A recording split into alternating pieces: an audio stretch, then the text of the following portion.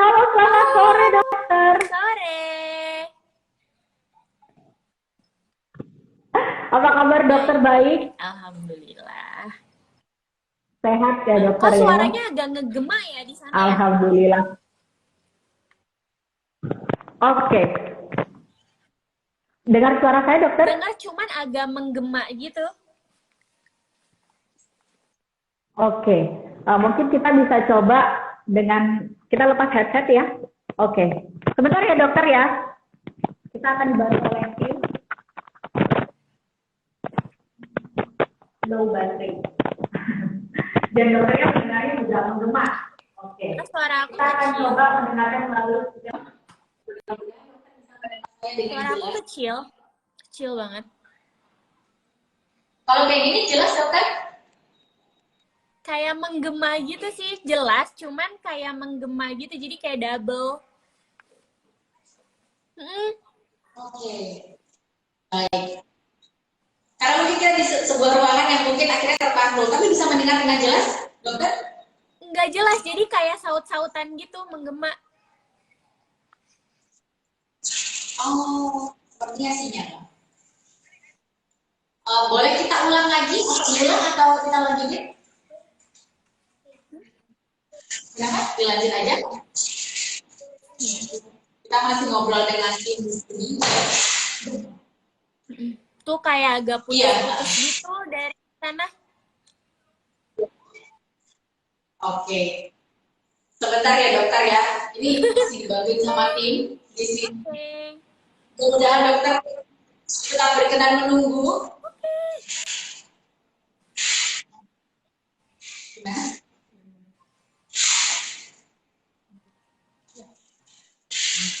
Oke. Dokter sudah mendengar lebih jelas? Sama aja kayak yang tadi, ya udah nggak apa-apa, mungkin emang gitu kali ya. Oke, baik. Dokter, ini bukan dokter biasa, karena seorang influencer juga, content creator juga, ibu rumah tangga juga, praktek sebagai dokter juga. Ini dokter kalau boleh tahu nih, kalau dokter kan sekolahnya nggak mudah ya, panjang. Gimana cerita belum menjadi influencer pada akhirnya? Apa ya? Aku tuh awalnya emang suka ngepost aja, suka masak gitu dari zaman anak pertama, dari sebelum punya anak pertama juga. Jadi pas kebetulan aku post, rame gitu aja sih, itu awalnya dari situ gitu. Aku sekolahnya santai banget tuh dulu, karena emang kebetulan aku dilahirin sama ibu yang memang menjunjung tinggi kalau anak tuh segalanya gitu. Jadi aku tuh sekolah santai banget. Teman-teman aku dulu tuh udah lulus, aku tuh belum, masih ngurusin anak. Dulu tuh waktu zaman anak pertama tuh kebetulan aku masih koas, aku nikah begitu selesai wisuda sama suami. Jadi alhamdulillah punya ibu yang udah nggak usah khawatir, urusin anak dulu aja, karena anak tuh segalanya, nggak bisa keulang masa-masanya. Jadi dulu tuh aku benar-benar cuti sekolah, yang penting anak ASI dulu. Begitu anak selesai ASI 2 tahun, baru aku tuh gempur gitu istilahnya. Aku baru ujian, lulus, ya udah gitu. Dan orang tua selalu pesan kalau utamanya itu anak gitu. Boleh kerja di luar, boleh, tapi jangan lupain kalau kamu adalah ibunya dari anak-anak gitu. Jadi aku kerja di luar pun nggak setiap hari gitu, jadi hanya beberapa hari aja. Dan kebetulan suamiku setipe dengan kita, setipe dengan ibu saya, mertua saya juga dukung. Jadi ya buat anak-anak di rumah, saya juga udah resign dari kerja di luar, jadi bikin klinik sendiri sekarang. Udah lama sih sebenarnya kliniknya, udah mau 4 tahun.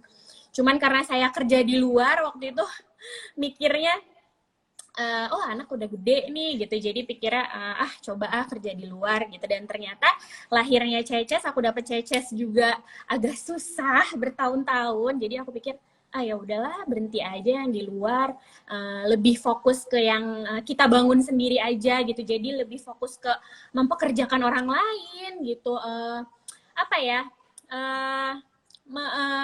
menjunjung usaha sendiri aja gitu. Jadi nambah karyawan lagi kayak gitu. Itu aja sih.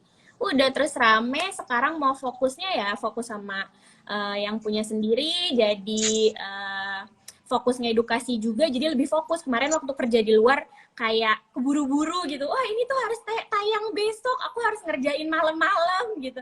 Jadi kayak nggak fokus, pikirannya kepecah gitu, oh aku besok harus upload ini, besok gitu. Jadi udahlah, karena nggak bisa berjalan seiringan, harus hidup kan pilihan, harus pilih salah satu, ya udah. Berarti pilihannya yang sekarang gitu. Keren sih cara berpikir dokter pada akhirnya memilih untuk fokus ke keluarga, tapi ternyata juga masih bisa berbagi.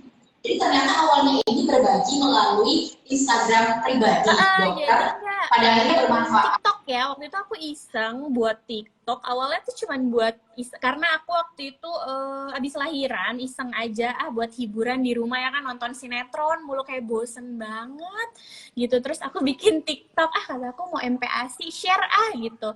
Dan ternyata FYP terus rame, terus langsung naik followersnya tuh.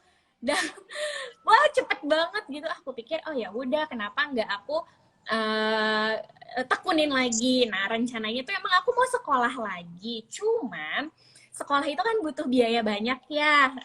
Yang tahu gitu pasti tahu kalau sekolah itu nggak sedikit gitu. Nah kebetulan belum ada rezekinya gitu. Jadi mau ya doain aja gitu. Aku rencananya emang pengen sekolah lagi, cuman nggak sedikit gitu, biayanya tuh banyak banget dan ratusan gitu. Jadi mudah-mudahan ada rezekinya gitu. Makanya aku resign supaya aku bisa lebih kayak bebas belajar gitu, baca lagi gitu, kayak nggak terpaku sama waktu gitu. Kalau misalnya aku kerja di luar kayak kemarin kan, aku kayak mau gini salah, mau gitu salah, tanggung jawab sama yang di luar, tanggung jawab sama yang di rumah juga gitu. Gitu. Kebijakan pada saat pandemi dan sebelum pandemi kan jelas berbeda. Terutama kalau punya anak, parnonya lebih-lebih gitu. Ada ritual khusus nggak kalau dari dokter sekarang yang berkegiatan harus seperti apa? Kalau dari luar rumah masuk rumah, ritual khususnya seperti apa?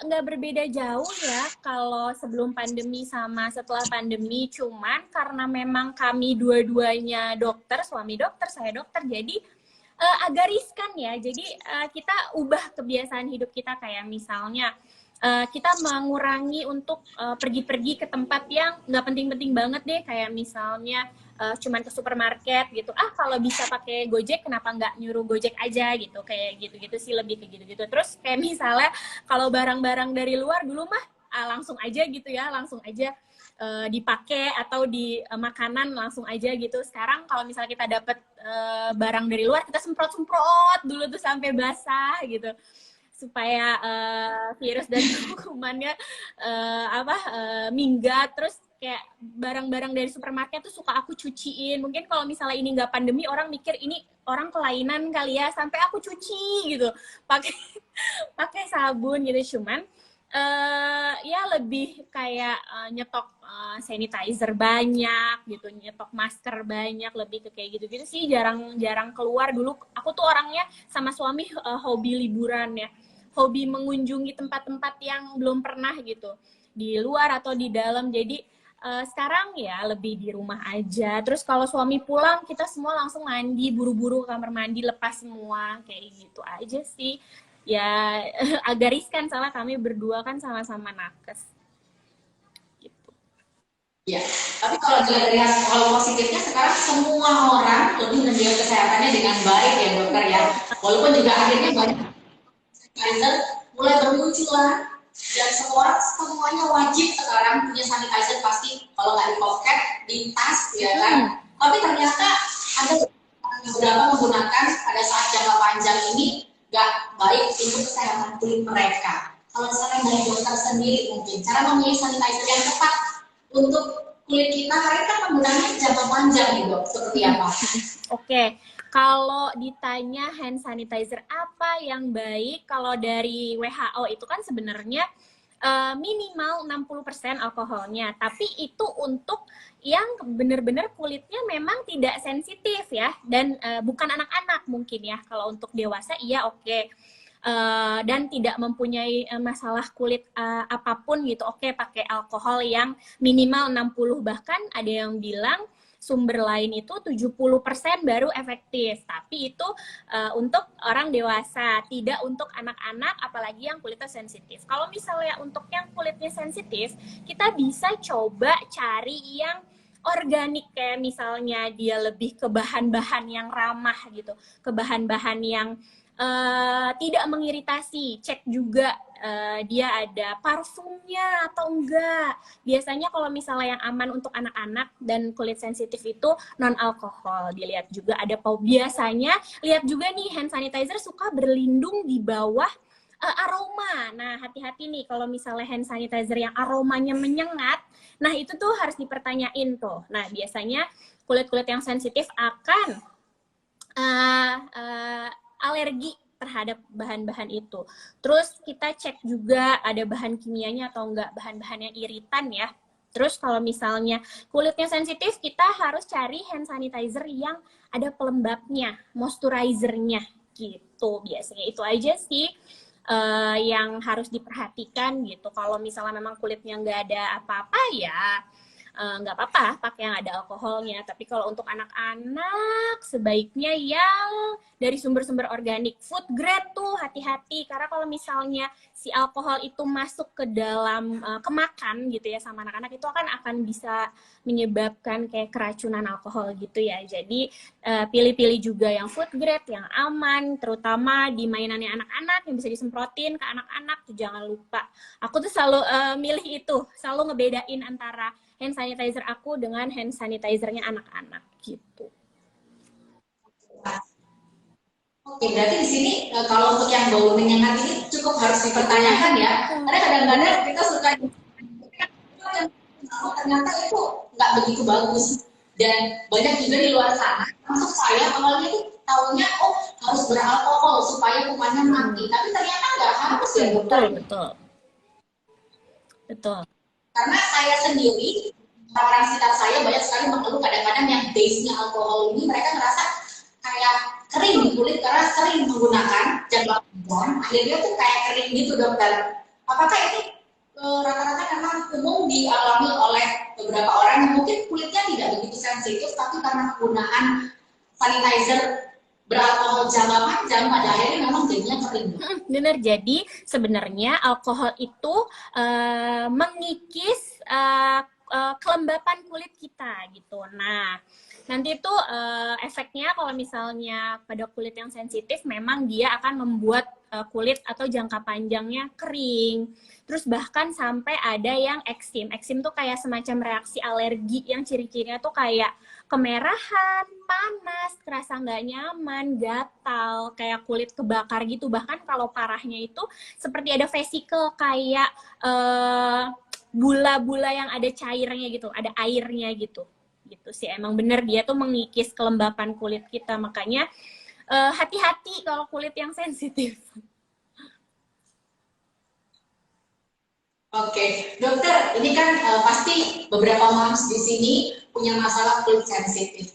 Ada trik khusus nggak sih kalau dari dokter sendiri untuk beberapa orang yang kulitnya sensitif, bagaimana cara untuk merawatnya, bagaimana cara mungkin kalau mempunyai hand sanitizer tadi kalau kata dokter adalah kalau bisa jangan yang base-nya beralkohol, karena kadang-kadang yang nggak sensitif aja kulitnya jadi kering, apalagi yang sensitif. Kalau dari dokter sendiri ada cara khusus nggak untuk moms yang kulitnya sensitif? Oke, untuk yang kulitnya sensitif tadi kita udah bahas ya. Kita harus hindari bahan-bahan yang mengiritasi, bahan-bahan kimia. Ya harus dihindari, kayak misalnya yang tadi deterjen, pewangi, dan seperti itu ya. Terus habis itu kita harus sering pakai pelembab, moisturizer, itu utama. Terus kalau misalnya yang kulitnya sensitif, harus mengurangi paparan sinar matahari atau bisa pakai sunscreen, sunblock sunscreen, itu wajib banget ya. Pokoknya intinya kulit yang sensitif itu harus hati-hati dalam pemilihan produk. Ya, yang tadi aku bilang, bahannya iritatif kah atau ada zat-zat kimianya yang kayak tadi pewarna, deterjen, pewangi, itu harus hati-hati. Alkohol itu harus hati-hati. Jadi lebih cermat lagi untuk yang kulitnya sensitif, terutama untuk anak-anak ya. karena anak-anak bahaya banget ya kalau misalnya pakai yang ada alkoholnya. Karena kalau anak-anak hitungannya masih kulit sensitif ya dok ya. Sensitif banget kalau anak-anak ya, hati-hati banget. Apalagi kalau yang anak-anaknya di mana masa fase oral ya. Kita kan nggak boleh melarang ya, anak-anak itu kan masa fase oralnya itu bahkan sampai 18 bulan. Dimana kita nggak boleh larang itu. Jadi sebisa mungkin banyak yang nanya, dok, terus gimana kalau masukin mainannya? Nah, makanya mainannya harus bersih. Yang pertama, mainannya harus selalu bersih. Cara bersihnya pakai apa? Kalian boleh pakai tisu antiseptik atau pakai hand sanitizer yang food grade yang tadi aku bilang. Yang aman, benar-benar aman, tidak ada kandungan alkohol. Jadi, kita nggak akan worry kan ketika anak kita dalam masa fase oral, ya udah, kita tetap dampingin aja, asal tidak tertelan gitu. Karena fase oral ini juga sangat bagus untuk pertumbuhan nanti, banget. akan ada dampak. Anak itu dikatakan kalau kulitnya tidak sensitif lagi itu sampai umur berapa kira-kira dok? Nggak bisa ya, kita tergantung juga, kita nggak bisa nentuin anak-anak itu sampai umur berapa. Apalagi yang dia punya genetik, punya memang dari ibunya atau dari ayahnya punya alergi, jadi keturunan alergi itu kita nggak bisa tahu sampai kapan anak ini akan terbebas dari yang namanya sensitif, dari yang namanya alergi, itu kita nggak bisa tahu gitu. Jadi itu memang bisa panjang. Anak aku aja bahkan yang 7 tahun sampai sekarang masih alergi, masih sensitif banget. Itu nggak bisa sembarang pakai produk-produk yang sembarangan gitu, yang kandungannya benar-benar anak aku benar-benar harus pilih yang hypoallergenic. Biasanya kalau ada tulisan hypoallergenic itu biasanya aman banget buat kulit yang sensitif. Anak aku sampai sekarang 7 tahun masih, itu kasihan banget. Jadi kalau udah pakai produk satu ya udah satu aja, nggak berani nyoba-nyoba yang lain. Ini kan tipe setiap orang itu kulitnya beda-beda, ada yang normal, sensitif, ada yang mungkin kering. Sebenarnya itu ditentukan dari apa sih dok? Gaya hidup atau keturunan tadi seperti dokter cerita atau seperti apa? Bisa jadi. Yang pertama, untuk kita yang dewasa, faktor stres juga bisa mempengaruhi. Gaya hidup, paparan yang utama sih kita harus bisa bedain ya, bedanya alergi sama yang memang kulitnya sensitif. Kalau alergi itu kan gampang banget kita lihatnya. Misalnya dia habis terpapar sesuatu, itu kan biasanya munculnya 12-48 jam. Kalau alergi beda dengan sensitif. Kalau sensitif, ketika kita menyentuh suatu yang iritatif, suatu kimia atau sesuatu yang memang bikin kulit kita sensitif, itu langsung dia gejalanya langsung gitu. Nah, itu maksud aku. Jadi kita harus bisa bedain dulu alergi atau sensitif gitu. Nah, biasanya kalau yang sensitif itu karena seberapa sering kita terpapar sama bahan tersebut gitu, seberapa banyak kita terpapar dari bahan tersebut gitu. Misalnya misalnya nih aku contohin ya, misalnya kita biasa pakai vitamin C yang misalnya 500 gitu ya. Terus tiba-tiba besoknya kita pakai yang 1000. Nah, langsung iritasi. Nah, itu maksud aku. Jadi, seberapa kuat si bahan itu untuk mengiritasi kulit kita, seperti itu. Jadi, kalau iritasi itu ke bahannya, ke papar bahannya. Kalau alergi itu lebih ke kekebalan tubuhnya yang bekerja, gitu. Yang aktif, gitu. Oke, ini sekali lagi sebuah informasi untuk moms ya. Hari ini kita akan bagi-bagi banyak sekali hadiah dari Aquasimo Indonesia. Untuk 5 pertanyaan terbaik yang sudah masuk di kolom komen atau mungkin baru masuk di kolom komen, nanti kita akan pilih, bisa mendapatkan Aquasimo Baby yang 100 ml secara cuma-cuma ya. Jadi buruan. Kalau tadi kan kita udah ngomongin kulit yang sensitif, kering, dan juga normal ya dokter. Dan kita juga kalau bisa untuk penggunaan sanitizer yang jangkanya panjang, kalau bisa carinya yang tidak beralkohol. Tapi ini kadang-kadang susah nih, dokter, yang mana ya? Nah, ini sebuah informasi untuk moms. Kita dari Aquasima Indonesia, ini 100% bahan alami. Tidak mengandung bahan kimia, pengawet, pewangi, alkohol, dan juga tidak ada sodium hipokloritnya. 100% halal, mendapatkan izin dari Kemenkes RI. Dan fungsinya banyak banget, moms. Ya, jadi ini selain membersihkan, mensterilkan mungkin untuk kulit bayi, untuk kulit orang dewasa juga bisa.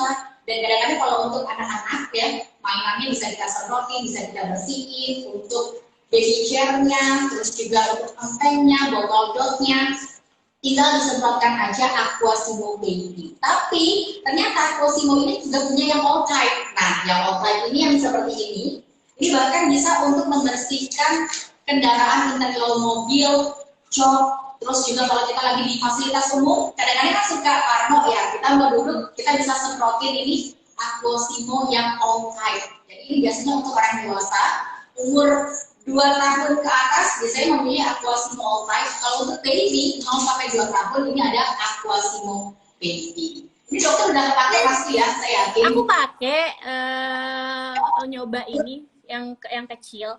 Emang nggak ada wanginya sama sekali sih. Selama ini sama anak-anakku aman-aman aja sih. Ke anakku yang pertama juga aman gitu. Emang karena dia kayak air biasa ya menurut aku ya, kayak nggak ada wanginya gitu. Kayak kalau beda sama hand sanitizer yang aku suka beli merek-merek di pasaran ya, itu kan suka ada jeruk nipis. Tapi kalau ini memang nggak ada wanginya sama sekali, udah kayak air aja gitu. Terus udah aja kalau misalnya kan dia spray gitu. Nah, aku mau ngasih tahu juga kalau misalnya hand sanitizer yang bagus itu sebaiknya yang spray atau bukan yang gel. Karena kalau yang gel itu kan agak sulit menyerap ya di kulit ya, jadi agak lama gitu, menurut aku yang gel itu, dan aku baca-baca beberapa sumber itu yang gel itu susah menyerap, jadi kayak masih tertinggal gitu di tangan. Sementara kalau misalnya yang spray itu dia cepet nyerapnya, terutama untuk anak-anak ya, kan anak-anak kan belum ngerti ya, kalau misalnya kita pakai yang gel otomatis masih di sini belum cepat nyerap, dia udah ke muka atau ke mulut. Dan kalau misalnya pakai spray itu kayak enak aja cepet keringnya gitu. Jadi saran aku cari yang spray. Yes. Dan ini yang menyenangkan adalah selain mudah penggunaannya, nyaman dan gak lengket. Kadang-kadang kita kalau menggunakan sanitizer itu kan suka lengket ya, gak nyaman gitu. Kalau kita air, ini biasanya kalau pakai nggak lengket, ini Aquasimo pastinya. Ini biasanya wajib punya di rumah ya. Jadi kalau bersih-bersih rumah ini wajib sih. Karena kalau misalnya kita bersihin barang anak-anak nih ya, mungkin makannya dia gitu. Terus habis itu anak-anak kan seperti dokter tadi cerita ya, kadang-kadang fase oralnya dia mereka ini suka semua dimasukin ke mulut. Dan ternyata kalau menggunakan Aquasimo, kalau misalnya habis dibersihin terus nggak sengaja mungkin masuk ke mulut ke anak, ini aman. Itu yang paling penting sih. Jadi orang tua juga merasa tenang. Kadang-kadang beberapa orang merasanya Aquasimo ini cuma untuk baby aja ya, tapi ternyata ada yang all type. Jadi untuk orang dewasa, mungkin yang pengen bersihin juga untuk barang-barang yang ada di sekitarnya bisa menggunakan yang all type. Tadi saya sempat nanya di waktu off air, boleh nggak sih sebenarnya kita yang mungkin kan saya punya anak nih, saya punya Aquasimo yang baby. Kadang saya juga suka pakai colong-colongan gitu, karena kan enak, nyaman, gak lengket gitu. Ternyata juga fungsinya sama, cuman kenapa dibedakan? Karena yang baby ini memang khusus kandungannya, tapi kalau untuk yang all type ini beda untuk orang yang lebih dewasa. Tapi kalau dewasa pengen mencoba menggunakan yang Aquasimo Baby tetap aman, gitu dokter. Kalau dokter sendiri sebenarnya dari awal ini dari anak umur berapa tahu kalau Aquasimo ini pilihan yang oke? Kalau menurut dokter?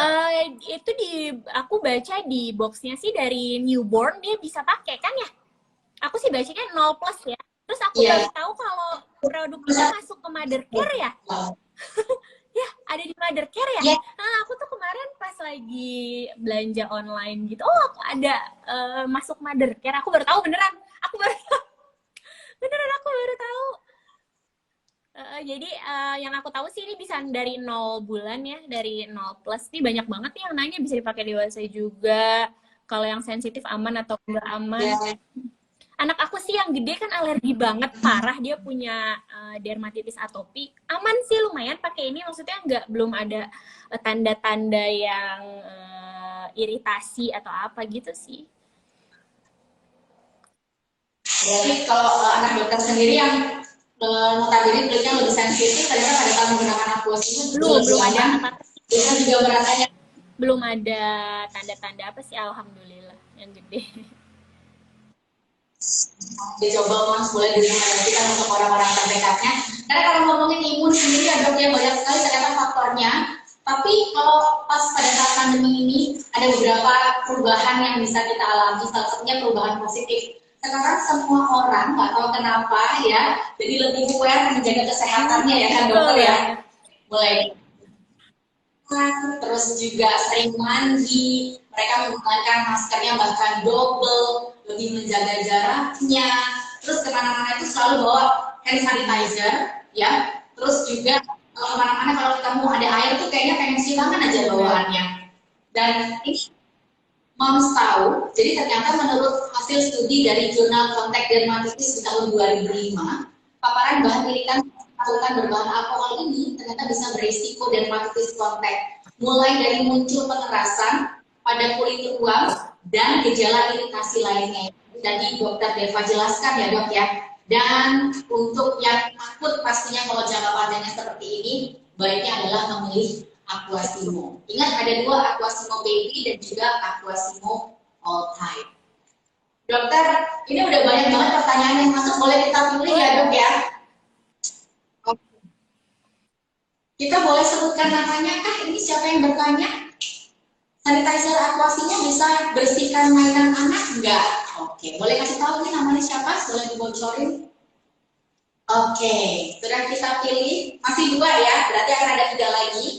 Untuk yang pertama dari OVV. Sanitizer yang tidak mengandung alkohol apakah bisa membunuh kuman atau virus yang menempel? Boleh dijelasin lagi nih dok, tadi dok. Berarti nggak harus mengandung alkohol kan ya? Betul, bisa banget. Nah, makanya tadi aku bilang, jadi pilihannya itu kalau untuk yang kulit sensitif, kita bisa pakai yang Aquasimo ini bisa kok untuk mainan, bahkan untuk alat makan anak-anaknya juga bisa. Aku udah nyoba, beneran ini maksudnya review bener-bener review aku emang pakai gitu. Jadi buat mainan, buat alat-alat makan juga memang bisa. Pilihan lain, choice keduanya untuk yang tidak mau menggunakan alkohol dan anak-anak itu memang sebenarnya tidak disarankan kalau anak-anak itu yang menggunakan alkohol gitu. Oke, jadi kalau dari kita sendiri di sini sebenarnya kalau dari Aquasimo sendiri kandungan hipochlorous acid ini bisa membunuh virus dan bakteri jahat tanpa perlu menggunakan alkohol. Jadi udah tahu ya sekarang Mams ya, kalau sanitizer ini harus mengandung alkohol supaya virus dan bakterinya bisa mati. Sebenarnya banyak hal-hal yang bisa membunuh virus dan bakteri, salah satunya adalah kandungan yang terdapat dalam Aquasimo sendiri. Jadi coba, karena ini untuk penggunaan jangka panjangnya juga sangat nyaman di kulit. Dan untuk pertanyaan kedua, ini ada lagi dari Mega Chris Cheryl Miguel 1988. Kalau Aquasimo tidak sengaja tertelan, amankah? Dokter udah pernah nggak nyobain? Datang aja nih habis bukan untuk brand ini aja ya, pokoknya yang aman itu yang food grade sebenarnya. Jadi kalau misalnya ada dia tidak mengandung alkohol, terus ada tulisan food grade-nya, itu berarti aman jika tertelan ya, tapi jangan sengaja ditelan juga gitu. Ya pokoknya boleh yang bukan hanya untuk brand ini gitu. Kalau misalnya kalian di rumah punya yang food grade itu berarti aman. Untuk ketertelan atau kena anak-anak itu aman. Pokoknya jangan sengaja ditelan aja ya, karena ini bukan makanan sekali lagi ya. Oke, kita beralih ke selanjutnya. Aquasimo All Time boleh disemprot ke tempat tidur bayi tidak? Nih, dari Kairana Sunu ya, ini boleh jawabannya. Tapi ingat ini membersihkannya tidak langsung ya. Jadi waktu saat awal-awal biasanya kalau untuk bersihin, nah ini kalau biasanya kan untuk merasa lebih amannya kadang-kadang beberapa orang ini nyoba untuk nyemprot, tapi setelah itu jangan lupa dilap ya. Jadi tetap harus merasa nggak boleh langsung disemprot terus anaknya ditaruh. Nah ini sama kayak tadi ya, nyobain makanan disemprot terus langsung dicobain dimakan, jangan, karena ini bukan makanan. Sekali lagi jangan lupa kalau lagi bersihin barang-barang, terutama barang-barang bayi, ini selain disemprot juga harus dilap. Jadi bukan cuma disemprot aja terus ditinggal, tapi dilap sampai terasa bersih. Oke. Sekali lagi kita ingin informasikan untuk moms ya. Kita ada promo Golden Hunt dari Aquasimo Indonesia khusus di bulan September ini, bisa menemukan emas di kemasan Aquasimo Baby yang kemasan 300 ml dan juga 500 ml jika melakukan pembeliannya di official store Aquasimo Shopee. Ingat ya, di marketplace-nya harus di Shopee. Jadi bisa punya kesempatan untuk bisa mendapatkan emas batangan dari Aquasimo Indonesia. Oke, kita beralih ke pertanyaan selanjutnya. Wow, saya di-remind nih untuk Mas yang sudah bergabung sekarang ya. Kalau punya produknya Aquasimo, boleh dong untuk request join with us. Ngobrol-ngobrol sama kita, tunjukin tapi ya untuk produk Aquasimo-nya. Kalau dipunya di rumah atau mungkin di jalan, ada di dalam tas aku nih. Coba kita cek siapa yang berani untuk join request barengan nama kita. Kita akan bagi-bagi voucher belanja di marketplace Shopee. Untuk Mas yang berani gabung barengan nama kita di sini, coba kita undang ya.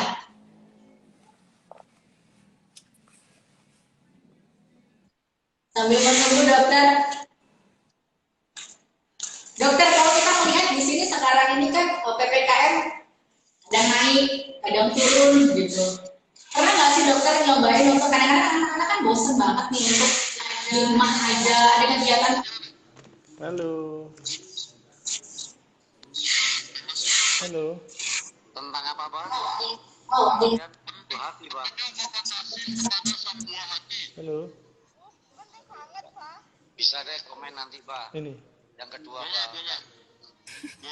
Nasinya gimana nih? Mau cerita-cerita dulu nih, Halo. Putus-putus, halo. Nggak ada gambarnya.